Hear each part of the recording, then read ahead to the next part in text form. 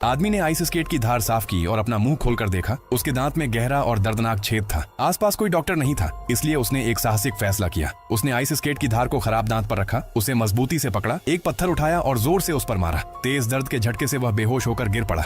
होश आने पर उसने पैकेट खोले। उम्मीद थी कि कुछ उपयोगी मिल जाए। पहले डिब्बे में वीडियो टेपों का ढेर था, दूसरे में एक वॉलीबॉल, तीसरे में आइस स्केट की एक और जोड़ी जिससे वह नारियल तोड़ने लगा। फिर उसे महिलाओं की एक पोशाक मिली। उसने उसका किनारा फाड़कर उसे मछली पकड़ने के जाल में बदल लिया, लेकिन जब वह आखिरी पैकेज तक पहुंचा तो रुक गया। उसने उसे खोलने के बजाय अलग रख दिया, जिंदा रहने की एक वजह के तौर पर। कुछ समय बाद उसने अपने अस्थायी जाल से एक छोटी मछली पकड़ ली, लेकिन उसकी बदबू इतनी तेज थी कि वह खा नहीं पाया। उसने 2 लकड़ियों को रगड़कर आग जलाने की कोशिश की, पर गलती से उसका हाथ कट गया। गुस्से में उसने आसपास की सारी चीजें तोड़ दी। गुस्सा शांत होने पर उसने वॉलीबॉल पर बने अपने खून के हाथ के निशान को देखा। उसने उसमें एक चेहरा बना दिया और उसका नाम रखा, विल्सन। अब विल्सन उसके पास रहता था और वह उससे बात भी करता था। उसने आग जलाने की कोशिशें जारी रखी। आखिरकार लकड़ी से धुआं उठने लगा। उसने झुककर धीरे धीरे फूंक मारी, आग भड़क उठी। उस रात उसने समुद्र किनारे एक बड़ी आग जलाई, स्वादिष्ट केकड़ा भुना और विल्सन नाम का एक नया साथी पा लिया। 8 साल बीत गए। वह आदमी अब द्वीप के जीवन में ढल चुका था। वह आसानी से मछली पकड़ सकता था, पर अकेलापन अब भी असहनीय था। एक दिन उसने समुद्र में एक धातु की बड़ी चादर तैरती देखी। हवा में उसका झुकना देखकर उसने एक योजना बनाई। एक बेड़ा बनाकर उसे पाल की तरह उपयोग करेगा। उसने पेड़ काटे, छाल सुखाई और उसे रस्सी में बदल दिया। वीडियो टेपों की रीलें भी रस्सी बनाने में इस्तेमाल कर ली, पर फिर भी कम पड़ गईं। उसने विल्सन की तरफ देखा। अपने एकमात्र दोस्त को वह फाड़ नहीं सकता था। निराश होकर वह उस चट्टान पर चढ़ा जहां उसने कभी खुदकुशी के लिए फंदा बांधा था। उसने फंदा खोला। अब उसका नया मकसद था जीना। उसने बेड़ा तैयार किया, विल्सन को तैयार किया, चट्टान पर अपना संदेश उकेरा और विल्सन को बेड़े के आगे बांध दिया। वह पैकेज भी साथ ले गया जिसे उसने कभी नहीं खोला था। वह समुद्र की लहरों से लड़ने के लिए निकल पड़ा।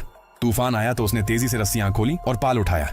बेड़ा तूफान से बच गया। बारिश में उसने नारियल के छिलकों में पानी भरा और विल्सन को गर्व से मछली दिखाई। लेकिन रात को एक और तूफान आया और बेड़े का पाल उखड़ गया। उसने विल्सन को कसकर पकड़ लिया। बेड़ा लहरों में बहता रहा। सुबह जब वह उठा, विल्सन समुद्र में बह चुका था। वह दौड़कर पानी में कूदा, उसे पकड़ने की कोशिश की। जितना वह विल्सन के पास जाता उतना बेड़े से दूर होता गया। अंत में टूटा हुआ मन लेकर वह बेड़े पर लौट आया, पैडल फेंक दिया और वहीं गिर पड़ा। वह विल्सन को खो चुका था और जीने की इच्छा भी। तभी दूर समुद्र में एक जहाज दिखाई दिया। उसने आखिरी ताकत से दोनों हाथ उठाए, उसे बचा लिया गया। 1 महीने बाद चक अपने घर लौटा, लेकिन जिस प्रेमिका को वह 8 साल तक याद करता रहा, वह अब किसी और से शादी कर चुकी थी। कंपनी द्वारा आयोजित स्वागत कार्यक्रम में उसे समुद्री भोजन बिल्कुल बेस्वाद लगा। सभ्यता में लौटकर जेब में रखी अपनी प्रेमिका की तस्वीर को देखते हुए वह गहरी सोच में डूब गया। आखिरकार चक ने उसी ब्रांड की एक और वॉलीबॉल खरीदी। वह पैकेज उठाया जो 8 साल तक उसके साथ रहा और उसकी चिट्ठी पर लिखे पते पर पहुंचा। उसने वहां एक धन्यवाद नोट छोड़ा और चुपचाप चला गया। उसे क्या पता था, उस पैकेज के अंदर एक waterproof, solar powered, auto charging satellite phone था। किस्मत ने उसकी मदद उसे शुरुआत से ही दे रखी थी। बस उसे कभी खोलने की हिम्मत नहीं हुई। शायद जिंदगी ऐसी ही होती है, हमेशा कुछ पछतावे रह ही जाते हैं।